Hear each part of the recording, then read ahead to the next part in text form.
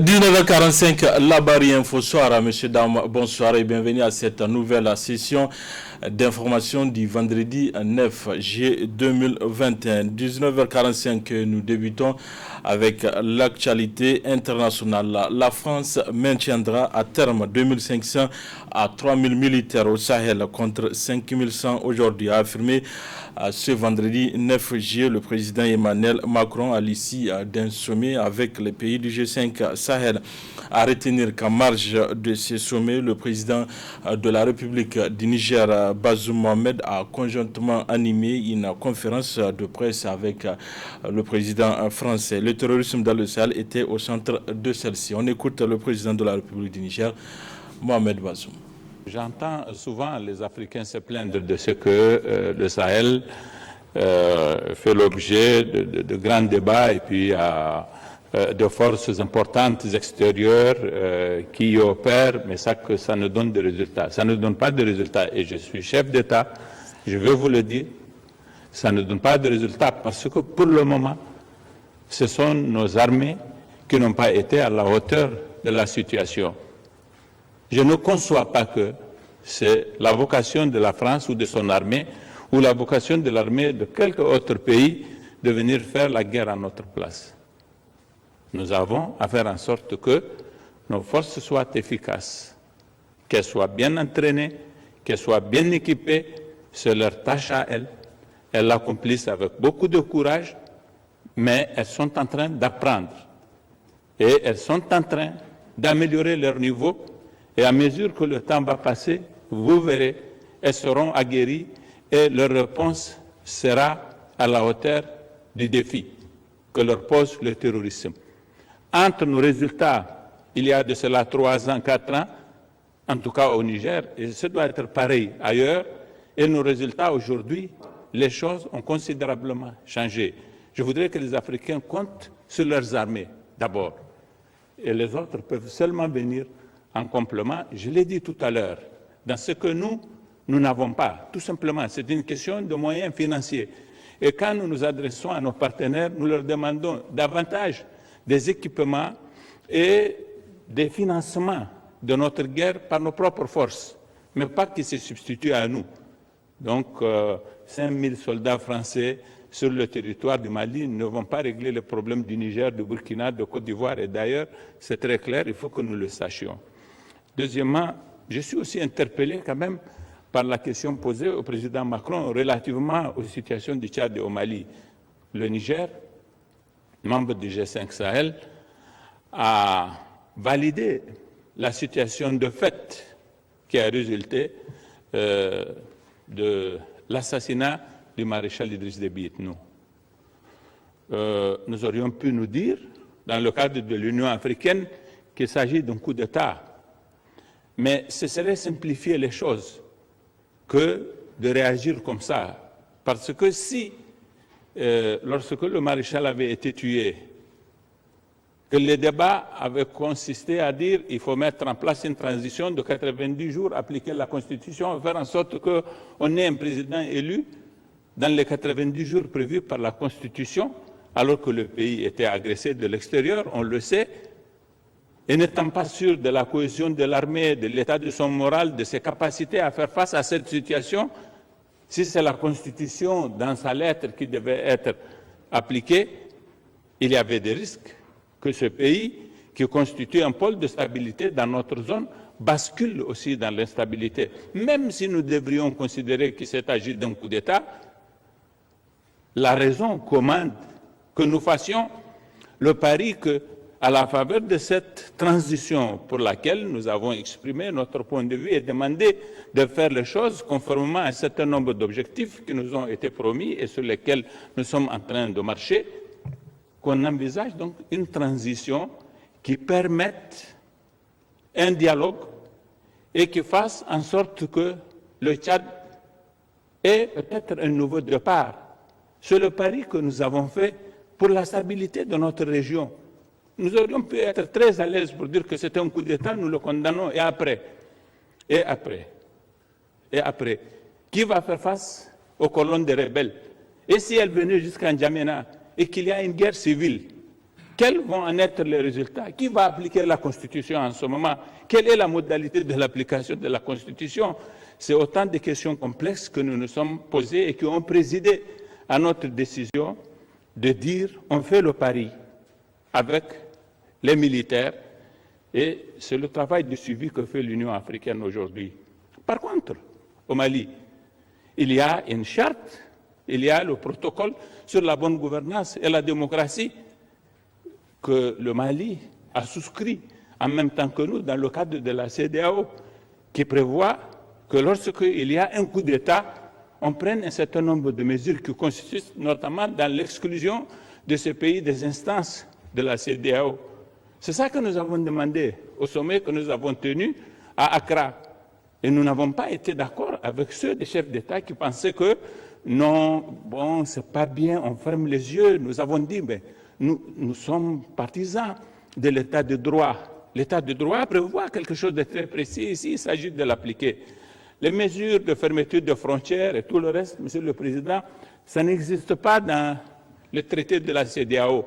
Voilà pourquoi nous, Niger, nous n'avons pas préconisé cela, mais nous avons été intraitables quant à mettre en œuvre les dispositions prévues par la CEDEAO.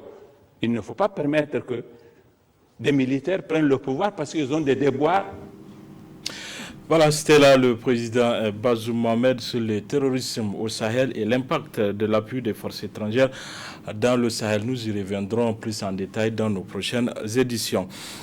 Le Premier ministre chef du gouvernement Oumoudou Mamadou a rencontré le mercredi dernier des responsables des centrales syndicales. Au menu des échanges, le processus de révision du statut général de la fonction publique. Explication avec le secrétaire général de la CDTN, Jibrila Idrissa. Le 21 juin, nous avons rendu une déclaration sur le processus de révision du statut général de la fonction publique. Et à la suite, le même jour, à la suite de cette déclaration, nous avons demandé à rencontrer le Premier ministre sur cette question de révision du statut général de la fonction publique. Il a fallu hier, après 2 reports, pour que cette rencontre ait lieu. Et au cours de cette rencontre, nous avons expliqué au Premier ministre notre mécontentement qui est dû à la procédure utilisée par le ministère de la fonction publique. C'est quoi cette procédure?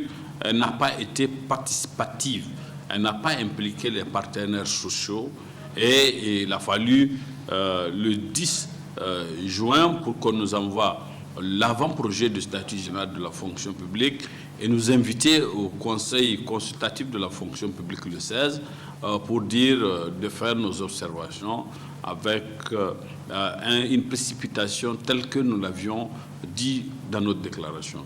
Donc, on a eu un long débat sur le processus de révision du statut général de la fonction publique et de notre vision par rapport à ce processus, c'est-à-dire une procédure participative, une procédure qui implique l'ensemble des partenaires sociaux, dont principalement les organisations syndicales. Après un long débat, le Premier ministre a reconnu que la procédure est à revoir et par conséquent, il a proposé à ce qu'un cadre d'échange soit créé sous forme d'atelier pour que les organisations syndicales puissent apporter leur contribution, c'est-à-dire leur proposition d'amendement ou leur position par rapport aux différentes dispositions contenues dans ce projet de loi. Et nous avons trouvé que cette démarche, elle est véritablement acceptable et nous avions marqué notre accord. Parce que nous avons dit au Premier ministre, nous ne sommes pas contre le principe de révision de cette loi, mais nous sommes contre la procédure non participative, le processus rapide que le gouvernement, à travers le ministère de la fonction publique, voulait utiliser. Donc, nous pouvons dire que si cet engagement est tenu par le Premier ministre ou par le gouvernement, nous pensons que ça permettrait à ceux que, comme en la matière c'est bipartite, que les partis puissent se comprendre et produire un document consensuel tel que le Premier ministre même l'avait dit. Parce qu'il a dit, leur souhait c'est d'avoir un document consensuel, pas un document qui, avant même son adoption, on va connaître des contestations. Le blocage des camions transportant les produits vivriers en direction du Niger par la République du Bénin fait réagir l'association de défense des droits des consommateurs ADDC Wadata à travers son président Mohamed Nour. C'est une réalité. Et ce blocage-là, il y a une décision ou à des décisions des ministères du commerce des deux pays sur l'interdiction d'exportation des céréales, particulièrement maïs, mil, sorgho en direction des pays voisins. Il n'y a pas que le Niger, tous les pays sont concernés. Donc il se trouve que, en tout cas selon quelques sources que nous avons, les raisons fondamentales sont liées à la hausse des prix de ces produits-là sur leur marché, c'est-à-dire qu'au Burkina, au Bénin. Je trouve que le sac de maïs, selon les informations que nous avons reçues, coûte 25 000 francs. Alors ça veut dire quoi? Ça veut dire qu'en fait, ils n'ont pas l'habitude, c'est des sacs qui coûtaient 15 000, 16 000. Et importés ici chez nous avec tous les coûts de facteurs, ça tourne autour de 20, 21 000, 22 000. Alors ça c'est la première raison. La deuxième raison c'est que en cas de difficulté, tous les États, zone et zone et CEDEAO peuvent prendre des dispositions idoines pour permettre à leurs consommateurs d'avoir la disponibilité des produits. Probablement la troisième raison, c'est pour un peu freiner la fraude et créer les conditions peut-être d'avoir d'autres ressources supplémentaires. Donc cette situation n'arrange pas notre pays, particulièrement le consommateur nigérien, parce que nous sommes importateurs nets de maïs et du mil actuellement. Donc du fait que nous sommes importateurs nets, ça veut dire que ça va crever, en tout cas le stock national, et probablement ça va créer une spéculation et une rareté de produits sur les marchés. C'est inquiétant, c'est vrai. Il y a le Nigeria qui nous approvisionne, mais il faut aussi se dire que le Nigeria aussi a des consommateurs. Si tout le monde doit se plier vers le Nigeria, alors ça veut dire quoi? Ça veut dire qu'en réalité, nous aurons des difficultés à avoir le sac de maïs au prix actuellement que nous avons. Donc c'est une situation difficile. Difficile pour le consommateur, mais difficile aussi pour en tout cas les professionnels d'importation de ces céréales. Alors l'appel que nous avons à lancer, c'est surtout en direction des autorités. Je crois que cette situation n'arrange pas le pays parce que ça va crever le stock national et surtout ça va créer les conditions d'une insécurité alimentaire vraiment relativement sévère. Donc de ce fait, il y a des créneaux, il y a des voies. Nous osons espérer que le ministre du Commerce va appeler ses collègues, ses homologues des deux pays, afin de voir comment dénouer cette situation. Au moins, les camions qui sont au niveau des ports, ou plutôt au niveau des frontières, soient libérés. Ça, c'est la deuxième. En tout cas, le deuxième appel, c'est en direction aussi des chambres de commerce. Parce que les chambres consulaires ont des relations de partenariat avec les chambres consulaires des autres pays, et au moins CEDEAO, particulièrement Burkina Faso et Bénin, voir comment aussi renforcer les dispositifs de plaidoyer afin que la situation soit réglée. Et enfin, la dernière et la plus grande, c'est le recours à la solution politique. Et le recours à la solution politique, CEDEAO et moi, ils ont un dispositif d'alerte et un dispositif de règlement politique des situations qui enfreignent au commerce régional. Et là, c'est les présidents des pays et donc jusqu'à un certain moment, c'est notre président qui coordonne ce genre d'alerte et ce genre de solutions de problèmes. Nous osons espérer aussi que cette fois soit scruté afin de régler ce problème. Après les instructions données par le président de la République pour réhabiliter la digue de protection afin de limiter les dégâts occasionnés par les inondations, les travaux avancent normalement au grand bonheur des riverains. C'est le constat d'une de nos équipes. Il s'agit de Nafissatou Yahya et Sadou Doumi. Après la visite du président de la République sur le chantier de la réhabilitation de la digue de protection de la rive droite, les travaux avancent normalement à la grande satisfaction des riverains, surtout en cette saison de pluie.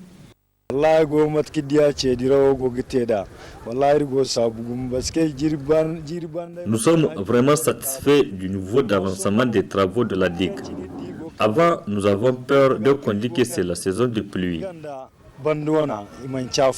Parce que bandwana la tiritino la buno ngiseno harogo gamu akibisandi amma wane o kangir di boto bio wallahi boto bio. Mais avec le matériel utilisé pour la réalisation de cette digue, nous osons espérer qu'il n'y aura pas d'inondation cette année. Wallahi indir ko sa zamatki go zama indiga tafandi songo. C'est pourquoi les riverains remercient les autorités pour tous ces efforts.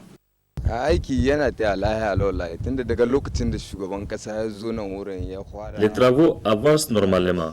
Nous ne pouvons que remercier le gouvernement pour cette initiative.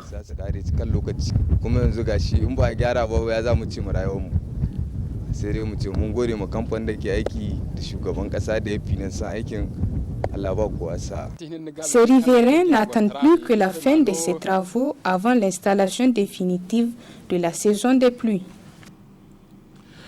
La ménagère n'arrive plus à remplir son panier. Les légumes coûtent très cher et pour les vendeurs, cela s'explique par le fait que beaucoup de ces produits sont importés des pays voisins. C'est le constat avec notre stagiaire de l'IFTIC, Ramou Moman Sani, sur les images de Boubacar Souley.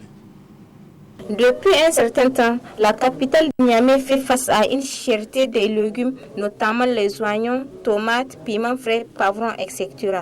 Cela est dû à l'importation de ces produits.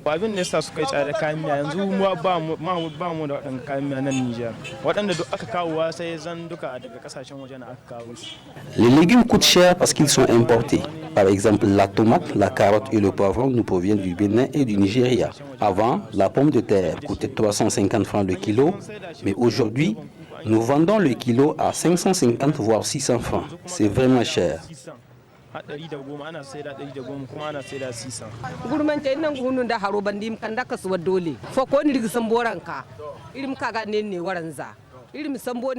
légumes nous proviennent de Harobanda. Nous les achetons au marché Kassorbeli à 100 francs pour les revendre à 150 ou même 200 francs. La cherté de ces légumes touche énormément la population, d'où leur cri de cœur. L'économie vraiment c'est cher maintenant. C'est cher, vraiment c'est cher.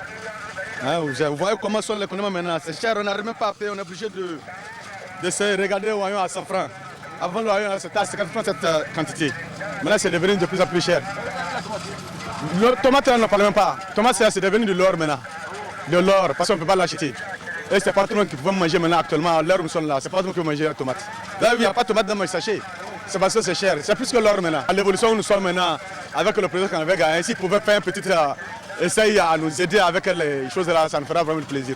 Au vu de cette situation, une politique de gouvernement s'impose pour valoriser les activités locales, surtout que les pays disposent beaucoup d'atouts. En cette période de l'année, la vente du noix de Doum se fait remarquer un peu partout dans les rues de Niamey. L'activité est le plus souvent exercée par des jeunes, mais également ravitaillée par des femmes qui, ces temps-ci, rencontrent quelques difficultés. C'est dans ce reportage signé par notre stagiaire de l'IFTIC, Fadilatou Issifou et Boubacar Souley.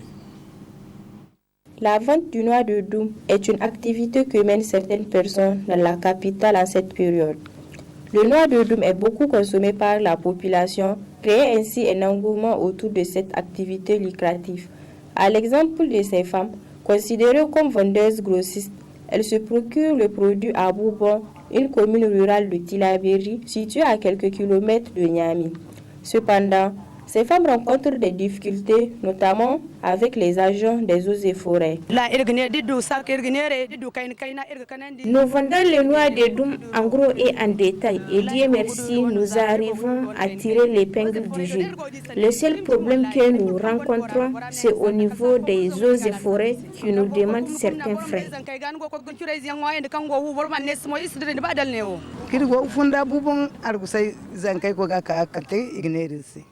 Nous les importons de Boubon pour ensuite les revendre en ville.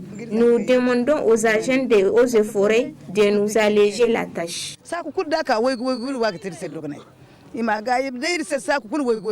Très souvent exercés par les jeunes, les revendeurs du noix de Doum se frottent les mains en ce moment. Nous achetons le sac à 3 000 voire 3 500. Nous vendons 2 noix de Doum à 25 francs et je m'en sors bien. Bien que c'est une activité saisonnière, les revendeurs ont décidé d'exercer cette activité dans laquelle ils arrivent à subvenir un tant soit peu à leurs besoins quotidiens afin de lutter contre le chômage. Voilà, messieurs, dames, c'est tout pour ces 19h45 de la télévision Labari. Merci à vous de l'avoir suivi. Au revoir.